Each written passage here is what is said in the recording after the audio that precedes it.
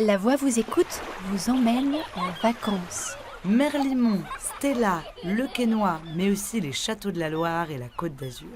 Cet été, vous nous partagez vos souvenirs de vacances d'antan. Août 1959. Vincent, son petit frère Thierry et leur père prennent la pause devant la 2 chevaux sur le pont de Tancarville, en Normandie. Nous sommes sur la route des vacances. Vincent nous raconte ce voyage en direction des autres côtes du Nord, la Bretagne.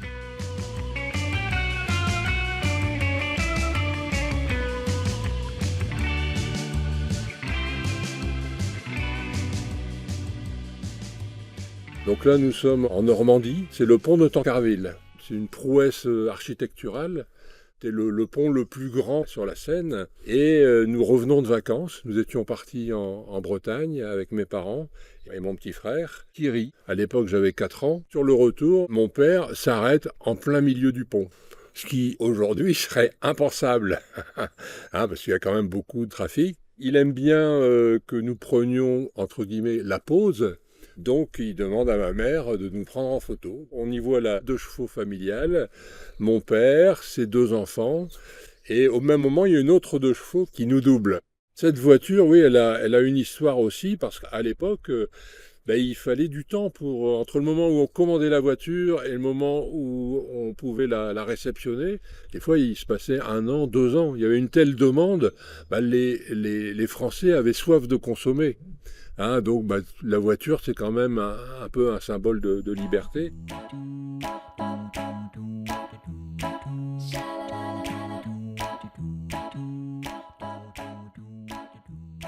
Il y a une partie de ma famille qui est dans l'est de la France, à Nancy, et donc le frère de mon père, qui habitait du côté de Nancy, avait dit à mon père, écoute, une voiture, j'en ai une au garage, là, il peut te la vendre. Mais il fallait la chercher à Nancy. Donc mes parents ont pris le train pour aller à Nancy, donc c'était en 58. Donc mon père est revenu avec la voiture dans la neige par le Luxembourg. Et là, grâce à la traction de la 2 chevaux, il passait là où les autres voitures partaient un peu dans le décor. Donc il était tout fier de pouvoir passer avec sa 2 chevaux. 2 chevaux qu'il a gardés. On l'a gardé, je crois, 4 ou 5 ans.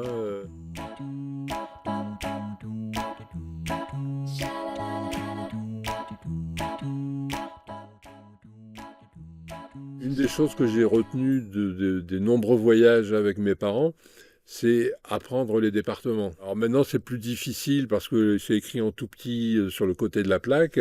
C'était quand même une route assez longue. Donc, on chantait, ou alors on pariait le premier qui voit une voiture rouge ou une voiture bleue. C'était un peu les jeux. Pour nous, enfants, c'était quand même parfois un peu difficile de rester assis pendant tout ce temps-là, même s'il n'y avait pas de ceinture de sécurité. Alors des fois, on se battait un petit peu, on se chamaillait avec mon frère, puis après ma sœur qui est arrivée. En tant qu'aîné, j'essayais de faire respecter l'ordre. Mais bon, ce n'est pas toujours évident. Chacun de nous 3 voulait être à côté de la fenêtre, mais c'est pas possible. Mon père préparait son itinéraire, la carte Michelin, donc tout ça faisait partie un peu du folklore, et les points où il allait s'arrêter. Alors ma mère passait derrière en disant « Oh non, là on n'a pas le temps, là c'est trop loin, là ça nous écarte trop. » Voilà. Sur la route de la Bretagne, il y avait Rouen, il y avait Caen, il y avait aussi les plages du débarquement. Mes parents aimaient visiter des lieux sur la route des vacances. Donc c'est ainsi que j'ai pu connaître toutes les cathédrales de France et un certain nombre de musées, tout en ayant l'objectif d'arriver à l'heure. Il ne faut pas qu'on arrive trop tard malgré tout.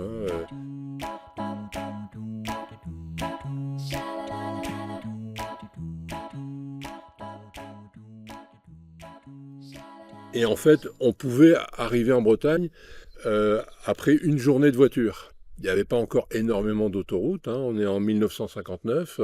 Nous étions en Bretagne à Perros-Guirec, qu'on appelait avant les Côtes du Nord, dans une pension de famille. Les clients arrivaient tous en même temps, restaient 15 jours, 3 semaines. On partait plus longtemps aussi, et tout le monde repartait en même temps.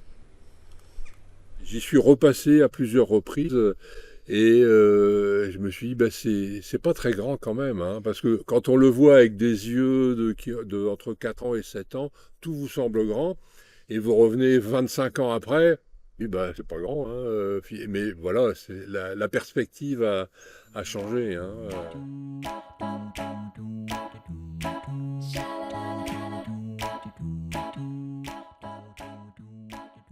De ce fait, on connaît assez bien toute cette région, Lannion, Perros-Guirec, Trébeurden, etc., le sentier côtier.